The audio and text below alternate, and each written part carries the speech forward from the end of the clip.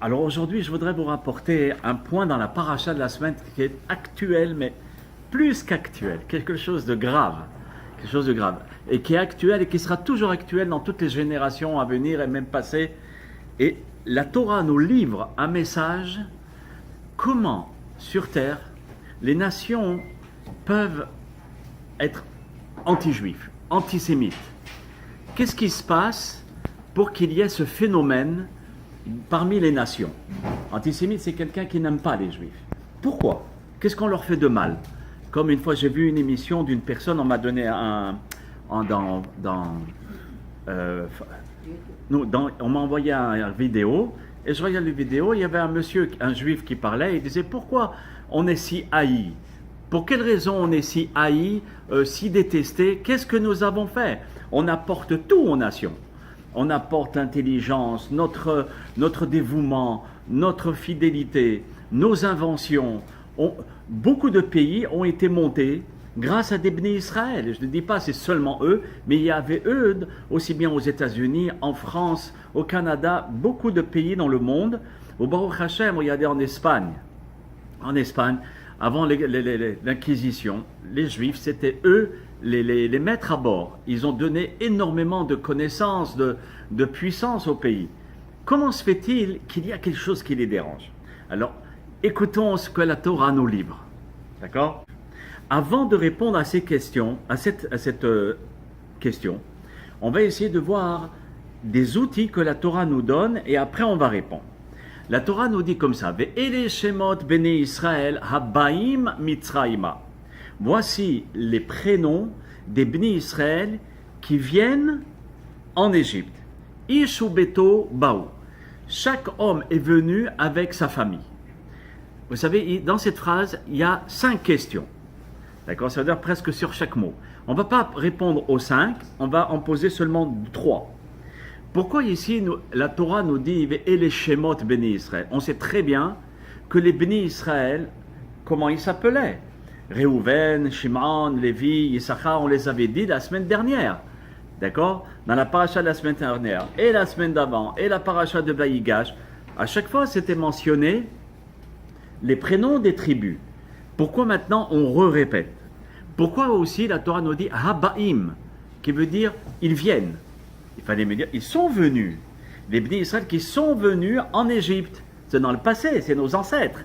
Pourquoi on parle au présent? Comme si la Torah est en train de nous insinuer, c'est pas seulement eux, il y a toi aussi. Et on va y répondre. Tous les Mefarshim posent à cette question, hein, tous. Et ils répondent d'une manière très différente. Et après on dit, Ish obeto bao. Chacun est venu avec sa famille, avec sa femme et ses enfants. On nous l'a déjà dit, tout ça. Pourquoi le répéter? Vous savez que la Torah, c'est Hachem Itbarach qui nous parle. Hachem Itbarach, lui, il n'a pas besoin de nous répéter. Et s'il nous le répète, c'est qu'il y a un message. D'accord? C'est qu'il y a un message. Alors regardez le Baal HaTurim, ce qu'il nous dit. Le Baal HaTurim. Apasuk matril bevav umsayem bevav. Déjà, il le remarque, le pasuk, le premier verset de Shemot, il commence par un vav, ve'ele Shemot. Et il termine Ishu beto baou. Baou, ça se termine par un vav aussi. Il dit, pourquoi ça commence par un vav et ça termine par un vav? Il donne un machal, il rapporte le midrash. Il dit, c'est comme une personne qui veut monter un édifice. Il voit que les bases ne sont pas suffisamment bien. Alors il démolit tout et il met les bases 3 mètres en dessous la terre. Il voit que ça ne tient pas encore. Alors il détruit tout le bâtiment, il met carrément 10 mètres en bas. Et il voit que ça ne va pas, alors il met 12 mètres en bas. Et après, il peut monter son édifice. Il dit, c'est exactement pareil par rapport au peuple d'Israël. Le peuple d'Israël, en premier, il y a eu Abraham. Abraham a eu Yitzhak et Ishmaël. C'est le premier édifice. Ishmaël, ça ne va pas. Donc, Yitzhak, c'est la première base. Mais comme il y a malheureusement encore des choses à réparer, parce qu'il y a aussi des mauvaises midotes, des mauvais comportements du côté de Ishmaël, donc on démolit l'édifice. Après on reconstruit. Il y a Yitzhak qui met au monde Yaakov, d'accord, et Esav. L'édifice n'est pas assez solide parce que Esav est un homme de sang, un homme qui tue. Donc, on va aller du côté de Yaakov, qui lui va mettre les 12 tribus. Ah, 12 tribus! Les 12 enfants de Yaakov étaient tous des tzadikim. Les 12. C'est 12 mètres dans la terre pour pouvoir, ou 12 kilomètres, comme vous voulez, ça dépend de l'édifice, pour pouvoir construire cet édifice qui s'appelle le peuple d'Israël. Et 6 et 6, Véélé c'est 6, c'est Vav, et Baou c'est 6, le dernier, Vav. Donc 6 et 6, ça nous fait 12. C'est les 12 tribus qui vont construire, maintenir le peuple d'Israël. D'accord? Rashi me dit une base très très importante. Rabbi Shlomo Yitzhaki nous dit quelque chose qui n'a aucun rapport avec la paracha, mais il le mentionne quand même. Il dit même si on les a déjà cités dans les parachiotes qui étaient avant Shemot, avec leurs prénoms, on les a tous cités, les 12 tribus. Et quand ils sont morts, on les re-récite, on les rementionne. Pourquoi? Pour te montrer l'importance du peuple d'Israël. Ils sont comparables aux étoiles. Vous vous rappelez dans le cours... Non, c'est pas ici. Non, c'est pas ici. Le cours des constellations, où on avait prouvé selon le Rambam tout l'équilibre du monde. D'accord? Que les constellations, ce ne sont pas seulement des planètes, ce sont des anges qui sont derrière, qui parlent, qui connaissent les choses et qui ont une chokhma. Cette chokhma-là, c'est, si vous voulez, toutes ces étoiles. C'est ça qui donne l'équilibre au monde. Si les étoiles commencent à tourner de l'œil, le monde, il tourne plus que de l'œil. Alors le Rambam et la Gemara nous rapportent en disant le peuple d'Israël est comparable à ces étoiles. Ça veut dire quoi? On est comparable à ces étoiles qui donnent l'équilibre au monde. Comme les étoiles donnent cet équilibre, le peuple d'Israël aussi, selon son comportement, sa façon de se conduire, de parler et d'agir, comme on avait dit dans la paracha la semaine dernière, il donne un équilibre dans tout ce monde. Et Bémitatan, même lorsqu'ils sont morts, même lorsqu'ils sont partis de ce monde, ils ont laissé un rochem, ils ont laissé une réputation, et ils ont marqué l'histoire à travers leur comportement. Vous voyez? Et donc c'est pour cela qu'on est comparable à tous ces étoiles-là. Alors ici les Mefarshim ils disent comme ça. De la même manière que les étoiles, ils sont là, toujours là, aussi bien quand il fait nuit que lorsqu'il fait jour. Pareil, le peuple d'Israël et la Torah, elle est toujours en train de tenir le monde, jour et nuit. Mais la différence, à Kochav enonir a bayom. Les étoiles, on ne les voit pas pendant le jour. D'accord? C'est seulement la nuit qu'on voit les étoiles. C'est comme le peuple d'Israël. Chacun d'entre nous, on doit être des tzadikim. Venez. C'est bon? On continue? Alors ici, nos hachamim nous disent comme ça. Le peuple d'Israël doit essayer d'atteindre un objectif, d'être des tzadikim, des gens dévoués pour Akadosh Baruch Hu, pour sa Torah. Car cette Torah a été donnée au peuple. Et donc c'est pour cela qu'on est comparable à ces étoiles qui équilibrent le monde. On ne peut pas équilibrer le monde seulement avec des connaissances, avec la connaissance de la Torah. C'est avec ça qu'on équilibre le monde. Et en plus, ces étoiles, comme on a dit tout à l'heure, pendant le jour, on ne les voit pas, mais elles sont là. C'est comme le peuple d'Israël. Et la nuit, on les voit. Ça veut dire c'est lorsqu'il y a la nuit, les ténèbres, lorsqu'il y a le noir dans le monde, c'est là où il faut être encore plus tzaddik, il faut briller de toute notre Torah. Et nos hachamim nous disent pareil par rapport au Ham Israël. Pas seulement le tzaddik. Le Ham Israël doit être comparable à cette étoile qu'on ne voit pas le jour, mais que pendant la nuit, qui est la terreur, le chamboulement, les choses qui ne vont pas bien, on doit être aussi dans la Torah. Et donc, il rapporte un passouk de Daniel, et Mefarshim rapporte un passouk de Daniel, et aussi la Gemara Yoma. Alors, dans Daniel, au chapitre 12, regardez ce que Daniel nous dit. O matdike arabim, ke kochavim leolam vaed. Sache, tu veux être aimé de Dieu? Tu veux être aimé de Kadosh Baruch Hu? On a une carte un joker. C'est quoi le joker pour être aimé d'Hachem? C'est le passouk de Daniel. Umatdik et Arabim, ceux qui jugent le peuple, du matin au soir, favorablement, d'une manière favorable. Il y a un lien avec le haut, vous allez voir pourquoi, parce qu'ils disent qu'Akochavim, ils sont comme des étoiles, les Olam Baed à jamais. C'est-à-dire, eux, ils ont atteint le but d'être des étoiles, comme la Rachid est en train de nous dire, qu'on est comparable à des étoiles. Mais quand est-ce que tu es comparable vraiment à une étoile? C'est lorsque tu vas essayer de parler du bien du peuple d'Israël. Avec ça, en parlant du bien, tu deviens l'associé d'Akadosh Baruch Hu. Le Ben Ish Chai, Rabbi Yosef Chaim, il rapporte dans ses livres, il dit, surtout, ne mets pas Akadosh Baruch Hu contre toi.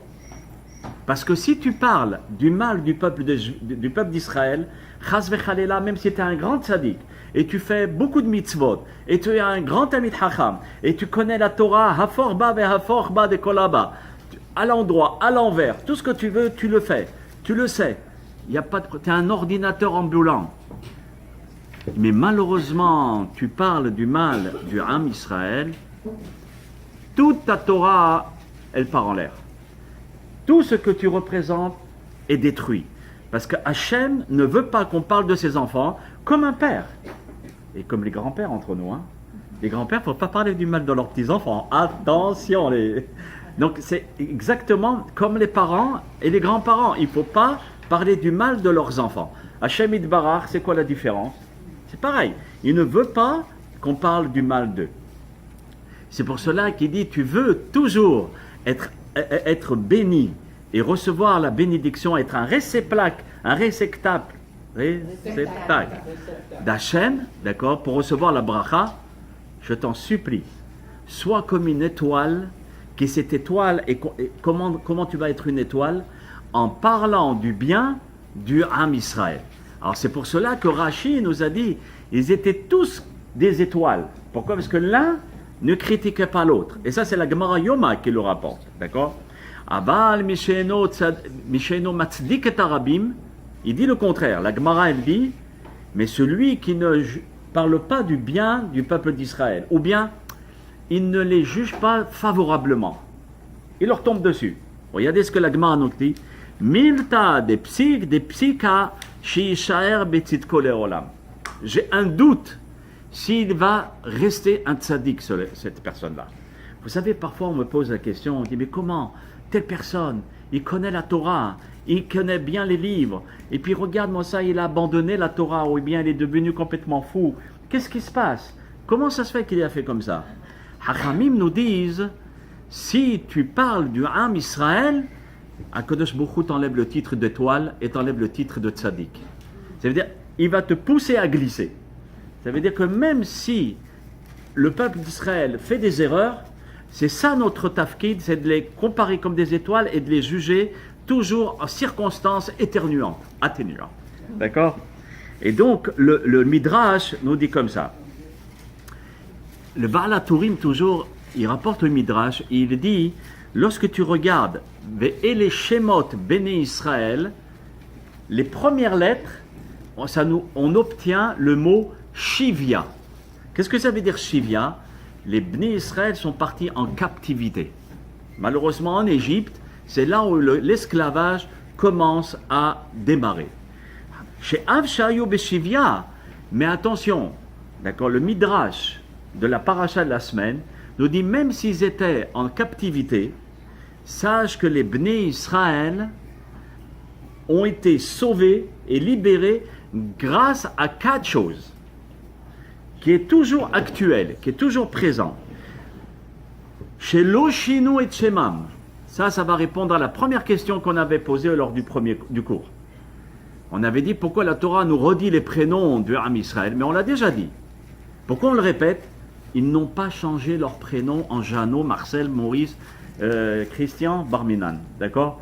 Mais ils ont gardé leur prénom, même si on a un prénom français, même si on a un prénom anglais, mais le prénom juif, on ne l'annule pas, on le garde.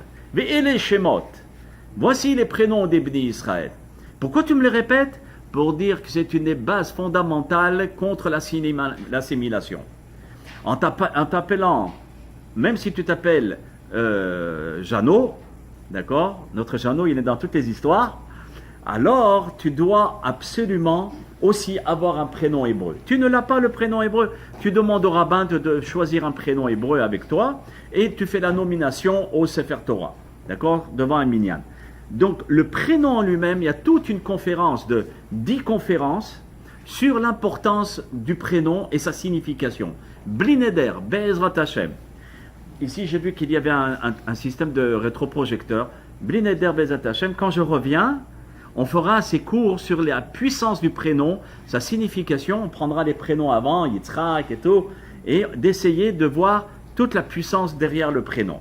Mais c'est une signification incroyable à combien ça peut influencer le caractère de chacun. C'est sûr, il y a le prénom de la maman aussi, ça veut dire Shlomo, le fils de sa maman. Où il est né, et comment, dans quel mois, quel jour, quelle date, tout ça, il y a une importance. Mais le prénom ne peut fonctionner, et on va le voir tout à l'heure, que si tu es un réceptacle à la bracha. La bracha, elle descend. Mais il faut que tu aies les outils pour recevoir cette bracha. D'accord? Maintenant, c'est la première chose. Shelo shenu et leshonam.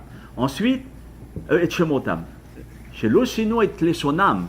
Même s'il savait parler l'égyptien, on sait parler le français, on sait parler l'anglais, on sait parler le yiddish, mais on n'oublie jamais l'hébreu. D'accord? L'hébreu, c'est la langue du Ham Israël. C'est le Sfat HaKodesh. Donc pareil, les bénis Israël parlaient aussi l'hébreu. Et la troisième chose qui est très importante, Lo amru lashon hara. Pour ressembler à ces étoiles qu'on a dit tout à l'heure, il faut savoir briller. On a tous ici l'emplacement d'une étoile, d'une médaille. D'accord? Mais il faut la mériter. Comment? Lo amru lashon hara. Fais attention de ne pas faire de la médisance, de garder sa langue. Le peuple d'Israël ne parle pas du mal de lui. D'accord? Donc c'est les trois choses, ils étaient unis. Même en Égypte, dans l'esclavage, la douleur, ils étaient unis. Ça, c'est une force colossale. Et c'est ça, notre survie. C'est ces trois choses. Ensuite, Godrim et Arayot, ils faisaient attention de ne pas rentrer dans la perversité. D'accord? De ne pas aller courir les femmes, etc. Ils étaient très vigilants là-dessus. Et c'est pour cela qu'on a dit dans la Torah, Ish ou Beto Baou, ils sont venus avec leurs femmes. Ça veut dire qu'ils étaient, avant de venir en Égypte, qui était le pays le plus shtouf et zima, comment on dit, le plus... Le bas niveau de Touma. Le plus bas niveau de Touma. Oui, mais en français. Débauche. Bon, le plus dégradant, d'accord, le plus dégradé, les bénis Israël ne sont pas rentrés en Égypte sans une femme, sans famille. Il fallait être construit avant de rentrer, et c'est comme ça qu'ils ont perpétué le message à travers les enfants du Ham Israël. Ici, nos sages nous donnent les 4 clés. Le Baal HaTurim, il nous dit comme ça, regardez, je vous l'ai imprimé ici, grâce à notre ami Johan, on a pu imprimer. Eh non, la feuille, elle n'est plus là. Oh, c'est pas grave.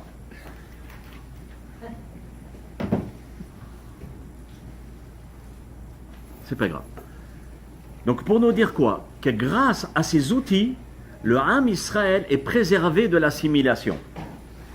Ensuite, le Baal HaTurim nous dit Shebishvil Shabbat ou Mila. Il le sort du mot, et les Shemot béni Israël. Il y a le mot Shabbat et le mot Mila. C'est ce que je voulais vous montrer, mais je n'ai pas la feuille, c'est pareillement continu. Pour dire qu'avec Shabbat et Mila, et vous regardez, la Mila, c'est dans tout le peuple d'Israël. Shabbat, chacun sait que c'est Shabbat. Rien qu'il faut faire des efforts pour essayer de faire le maximum pour le respecter. Mais toutes ces clés-là, c'est ça qui nous préserve de l'assimilation. Maintenant, je comprends pourquoi la Torah nous dit Vele Shemot Bene Israël Habaim. Habaim, c'est quel temps? Présent. Maintenant, je comprends. La Torah me donne une clé qui est valable pour tous les temps. Ce n'est pas les Bnei Israël qui sont venus dans la Gola, dans la diaspora. Dans les temps présents, le Midrash nous dit, et le Hadmour de Tosh, il a écrit un sefer, il rapporte la même chose, mais il les décortique encore plus profondément. Le Hadmour de Allah va shalom, et il dit Habaim, ça veut dire quand tu viens à Montréal, quand tu viens en France, quand tu vas en Espagne, tu vas habiter là-bas. Ce n'est pas grave si tu restes un juif. Vous voyez? Même, et encore plus forte raison si tu vas en Eretz Israël.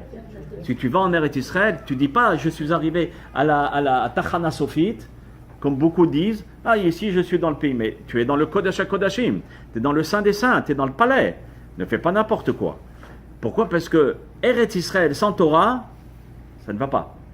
Et le peuple d'Israël sans Torah aussi, ça ne va pas. C'est-à-dire dans n'importe quel endroit où tu vas aller, Habaim, c'est dans le présent. La Torah nous livre un message en disant, fais attention quand tu t'en vas en diaspora, de toujours garder ces clés, d'accord, de façon à rester ce que tu es. Ce que Yaakov Avinu a enseigné aux enfants, les enfants aux petits-enfants, etc. Maintenant, nos sages nous disent, ah bah voilà, Shemot Beni Israël, d'accord? Donc, lorsque vous regardez ici, d'accord, vous avez le mot Mila, d'accord? Ve'ele Shemot Bene Israël. Quand vous regardez la première lettre et la dernière lettre, donc ici vous avez un Mem, ici vous avez un Lamed, un Yud et un He. Donc ça fait Mila. Dans Israël à Habaim, d'accord? Le mot Mila, ça veut dire que les Bni Israël faisaient attention à la Mila. Et aussi d'où on voit le mot Shabbat, Et Yaakov Ish. Alors ici il y a le Shin, ici il y a le Bet, d'accord? Et ici il y a le Tav. Shin Ben Tav, ça fait Shabbat. Donc le Baal HaTurim nous dit c'est aussi Mila et Shabbat qui est très très très important, d'accord? Et de ne pas enlever la Mila, Barminan, en disant que c'est l'acrostiche, c'est-à-dire les Rachetevot et les Sofetevot. Ce sont les premières lettres et les dernières lettres du mot, d'accord? Et donc ici nos sages nous disent comme ça. Et les Shemot, quand on a parlé de l'importance du prénom, regardez ce que le Kli Yakar, un des grands commentaires de la Torah, ce qu'il nous livre. Et ça vient en réalité, je l'ai vu aussi dans le Midrash, d'accord? Dans le Midrash, je l'ai vu. Kol Ashvatim, Leshem Geulat Israël Nikreu. Chacun d'entre nous, nous portons en nous le prénom de la libération, de la Geoula. La Geoula. Bekarov, Amen. Bezrat Hashem Idbarach.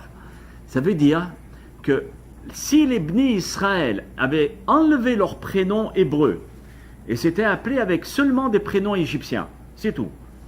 La bracha qui devait descendre, la force qui devait leur descendre, malheureusement, elle n'aurait pas pu atteindre le but. C'est quoi? Comment tu peux te transformer en réceptacle? C'est pour recevoir la bracha, c'est avec ton prénom. Ton prénom, c'est le réceptacle de la bracha. Et on va le voir. Et donc, si quelqu'un n'a pas le prénom, le Midrash nous dit, et qui est rapporté par le Kli Yakar, la bracha, elle vient. Tout vient. Mais malheureusement, toi, tu n'as pas le réceptacle. Il dit, chaque prénom a apporté une bracha pour le Ham Israël. Et c'est comme ça par rapport à nous. Nous avons un prénom, aussi hébreu. Ce prénom-là, on n'enlève pas. Même si on ne l'utilise pas, on ne l'enlève pas. Et c'est lui qui sert de réceptacle pour la bracha. Et donc Réhouven, qu'est-ce que ça veut dire Réhouven? Le Midrash dit Al-Shem Ra'o Ra'iti T'oni Israël. Ami, j'ai vu, Réhouven ça veut dire du mot voir. Donc il y a un passage qui dit j'ai vu la souffrance du Ham Israël, je vais les libérer. Shimon, qu'est-ce que ça veut dire Shimon? Shemoa, écoute. Vaishma Elokim, Dieu il a écouté. Et Naakam Beni Israël, la douleur du peuple juif. Lévi, qu'est-ce que ça veut dire Lévi? Accompagné. Venilvu Goïm Rabim, et le nombre des nations se rallieront à Hachem. Ensuite Yehuda, d'accord? Yehuda, ça veut dire Odé, remercier à Kadosh Baruch Hu.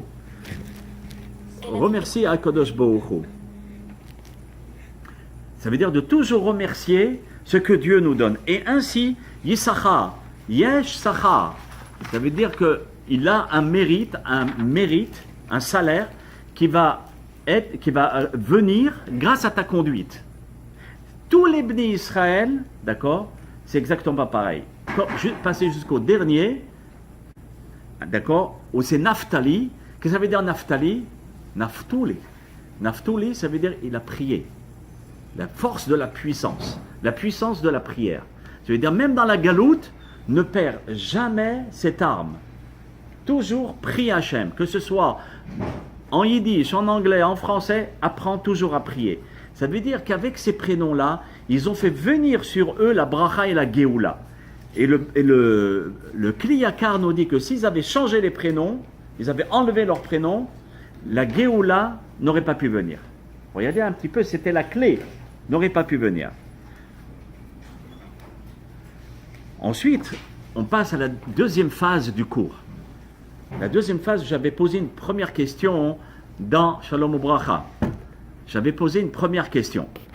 D'accord? C'est comment se fait-il, même si on aide toutes les nations, que les nations, malheureusement, nous aiment pas? Il y a un problème. La Torah nous le dit et nous livre pourquoi. Et nous dit pourquoi. Regardez ce que la Torah nous dit. Les Shemot, le pasuk qui vient après, les psukim qui viennent après, il dit comme ça. Et les bénis Israël se sont multipliés d'une manière majestueuse. Au point que tous les bénis Israël remplissaient la terre d'Égypte. Okay? Le Or HaChaim HaKadosh, tout à l'heure, on va le voir, Rabbi Chaim Ben Attar, il dit, ne pense pas qu'on était plus nombreux que les Égyptiens, loin de là. Mais on était tellement dans la qualité de partout là où on allait, on avait les Juifs. C'est comme maintenant, de partout, les gens, ils pensent que le Juif, il est là. Il y a même, il paraît un film qui est sorti, ils sont partout. Voilà, c'est ce que la Torah nous livre. Nous dit, et le Or HaChaim HaKadosh nous dit, vous êtes partout. D'accord? Donc, automatiquement, et la terre, elle est remplie des bénis Israël. Est-ce qu'on va remplir toute la terre? La Torah, elle dit que vous êtes le peuple le moins nombreux. D'accord? Alors, ça veut dire quoi? Dans la qualité, pas dans le nombre. Dans la qualité, vous êtes partout. On entend parler partout de vous. Déjà, ça. Ensuite, Vayakom melech Hadash al Mitzrayim. Un nouveau roi est venu dans l'Égypte. Et qu'est-ce que la Torah ajoute? Asher lo yada et Yosef. Il ne connaissait pas Yosef. Alors, dans la Gemara, on rapporte les deux dérotes. Est-ce qu'il le connaissait ou il ne le connaissait pas? Rav ou Shmuel. D'accord? C'est deux grands rabbinim de la Gemara qui nous... Yosef. D'accord? Ça veut dire que Pharaon faisait semblant de ne pas connaître Yosef. Pourquoi? Parce que là-bas, il avait des livres. Les livres, tout Pharaon devait marquer l'histoire de l'Égypte. Et c'était marqué dans l'histoire que Yosef, qui était un Ivri, un Juif, un Ben Israël, a sauvé l'Égypte de la famine. Donc c'était marqué dans les livres. Pourquoi maintenant tu fais semblant? Parce que malheureusement, il y a la peur. Il y a la peur des nations. Vayakom, qu'est-ce que ça veut dire Vayakom? Nos Hachamim nous disent, le Kli Yakar nous dit, ça vient du terme Nekama, venger. Quelqu'un qui malheureusement nourrit les corbeaux, ils viendront te crever les yeux. Ça veut dire quoi? Il ne faut pas rendre service n'importe quand, n'importe comment. Il faut avec chokhma. Il ne faut pas aider n'importe quand, n'importe comment. Il faut aider, mais avec chokhma, avec sagesse, avec intelligence. Et les bénis Israël, quand ils étaient en Égypte, regardez ce que la Torah nous dit. Lorsque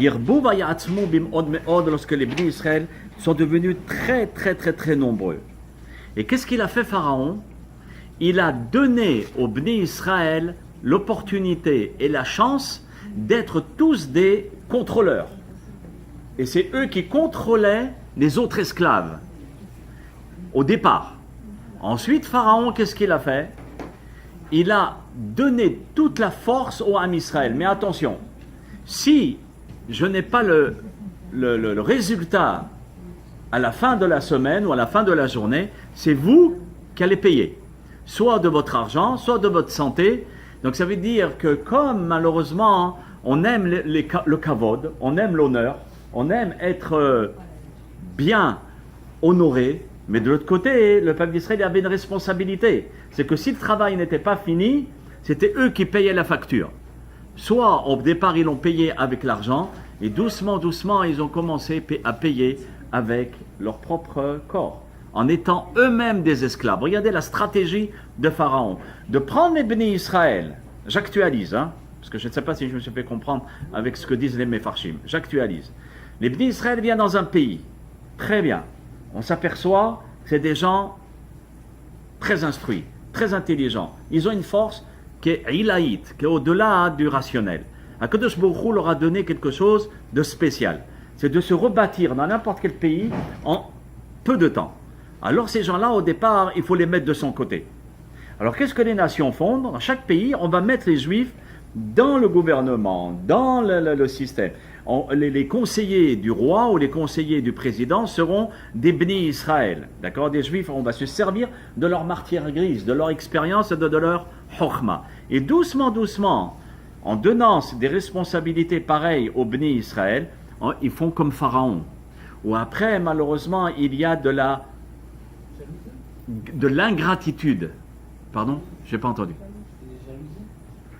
De l'ingratitude par rapport à quoi? Oh là là, mais ils sont partout. Ils sont trop nombreux. En réalité, on n'est pas nombreux, mais on est puissant. Cette jalousie provoque une peur. Et cette peur provoque on repousse les bénis Israël, un rejet, voilà. On rejette les bénis Israël, pas parce qu'on ne les aime pas, mais parce qu'ils sont trop puissants. Et on a peur qu'ils mangent le pays. Comme le Pharaon va le dire, ça veut dire de peur qu'une guerre se déclenche ou des problèmes arrivent, et ça va être les Juifs qui vont s'associer à eux et ils vont nous exterminer.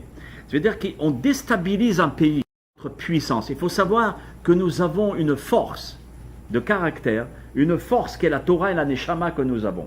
Cette Neshama dégage une lumière, dégage une force sans qu'on le sache. Et la Torah nous le livre, d'accord?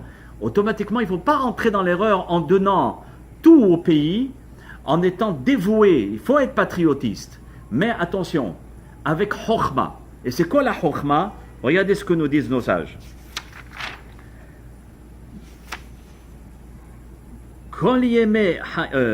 Voilà. Nos sages nous disent comme ça. Comment peux-tu toujours donner des conseils et être un peuple juif où les nations ne vont pas t'haïr? Au contraire, ils vont te respecter, ils vont t'aimer. On avait dit, attention la shonara. Attention de ne pas se critiquer les uns les autres. Quand les nations nous voient se critiquer, on se critique les uns les autres, il n'y a pas mieux destruction du peuple. Lorsque les nations voient qu'on est unis, même si entre nous en linge sale, on le nettoie, mais c'est entre nous. Que ce soit pour Israël, pour le peuple d'Israël ou la terre d'Israël, jamais, jamais il faut critiquer comme ça en public. D'accord? Même en privé. Maintenant, le Orach Chaim Akadosh va nous livrer une carte et un message incroyable. Écoutez ce que dit le Rabbi Chaim Ben Atta. Bemitat Yosef, lorsque Yosef est parti de ce monde, tu peux, au contraire, c'est bien. Lorsque Yosef est parti de ce monde, Yardu Migdulatam, malheureusement, le peuple d'Israël a commencé à descendre de niveau, dans le spirituel, je parle, hein. Venaasu Shavim Lahem, à tel point où les bénis Israël essayaient d'être au même piédestal, au même niveau que les Égyptiens. Ensuite, Bemitat Achim, ça c'était Yosef. Lorsque les frères sont morts, tous les frères de Yosef, lorsqu'ils sont morts, Yardoum les Mata Mimadrigatam, ils sont descendus en dessous des Égyptiens. Car malheureusement, il faut le dire, lorsqu'un juif, il est bien, il est ultra bien, quand il est mal, il est ultra mal. On n'est que les ultras, nous. Nous, on est le perfectionniste. Et donc là, ils sont descendus en dessous des Égyptiens. Et quand ils sont devenus en dessous des Égyptiens, Shehayu be'ene'ahem nivazim, les Égyptiens les dégradaient. C'est pas ça que j'attends de toi. C'est pas ce que j'attends du Ham Israël. Vous, les Juifs, vous devez nous donner le flambeau. Vous devez marcher devant nous. Et malheureusement, si on se met au même niveau que les nations, en allant dans leurs restaurants, dans leurs boom, dans leurs discothèques, Noël, jour de l'an, Khalwed, etc., qu'est-ce qui se passe? On devient comme eux, mais eux, ils te disent, mais non, on a besoin de quelqu'un qui nous tient le flambeau. Si vous devenez comme nous, alors qui va nous tenir le flambeau? Indirectement, ils le pensent. J'ai rencontré beaucoup de non-juifs, énormément, à travers la France, Montréal, Israël. Et ne pensez pas qu'en Israël, il n'y a que des juifs, il y a énormément de non-juifs. Et ils m'ont dit, quand le peuple d'Israël veut nous ressembler, ça me fait énormément de peine. Et ils me disent pourquoi? Parce que vous avez été choisis par Dieu. Comment un peuple qui a été choisi, des non-juifs, Lumière des nations. oui, vous êtes la lumière des nations. Parfois, je veux enregistrer, mais je ne veux pas arrêter la personne. Je veux les enregistrer pour vous écoutiez. Et j'en suis sûr, parmi vous, il y a eu beaucoup de personnes qui ont écouté ce genre de discours, que les nations attendent du peuple d'Israël. Donc quand on fait, malheureusement, on veut les ressembler, on perd notre identité. Et l'Or HaChaim HaKadosh, il dit, au Bemitad, Kolador, quand les 70 familles qui sont venues avec Yaakov, les 70 personnes qui sont venues avec Yaakov, quand ils sont venus en Égypte, quand tous ils sont morts, ça veut dire l'ancienne génération qui est morte, qu'est-ce qu'il nous dit l'Or HaChaim? C'est là où l'esclavage a commencé. Ça veut dire quoi? Le peuple d'Israël commence à devenir vulnérable, et très vulnérable, quand, il fait comme Yosef, après Yosef, on commence à descendre de niveau, après on veut ressembler aux nations, et après on est dégradé par les nations. Et après les nations sont jaloux, parce qu'il n'y a plus rien qui nous protège. Ils sont jaloux parce qu'ils ne veulent pas qu'on leur ressemble, ils veulent qu'on reste à notre place. Chaque nation a un message à transmettre. Si on extermine une nation, un message dans le monde manquera. Alors, plus forte raison, le message du Ham Israël.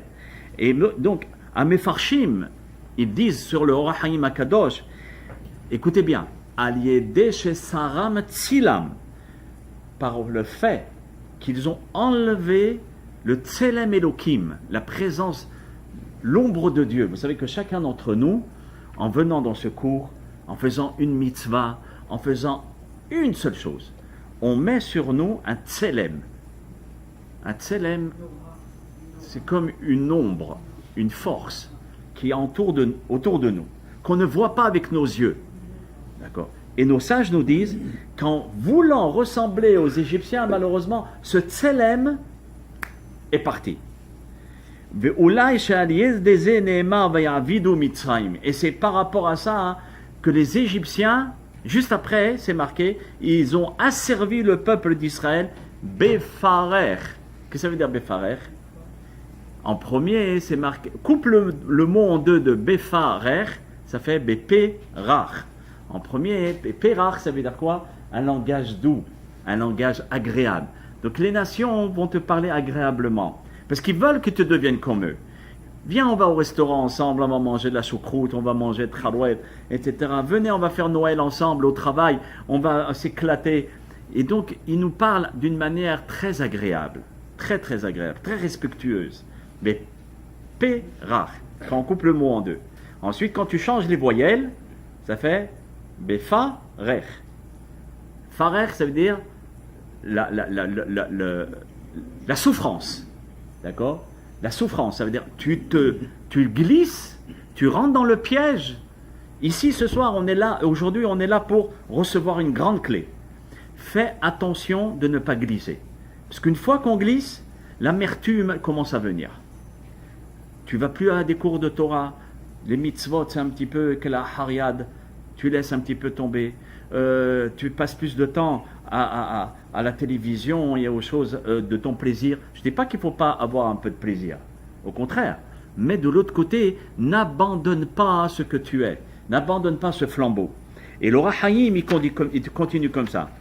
Si les Bnei Israël avaient maintenu leur niveau comme Yosef et comme les Shvatim, jamais, écoutez bien, hein, jamais on n'aurait été asservi.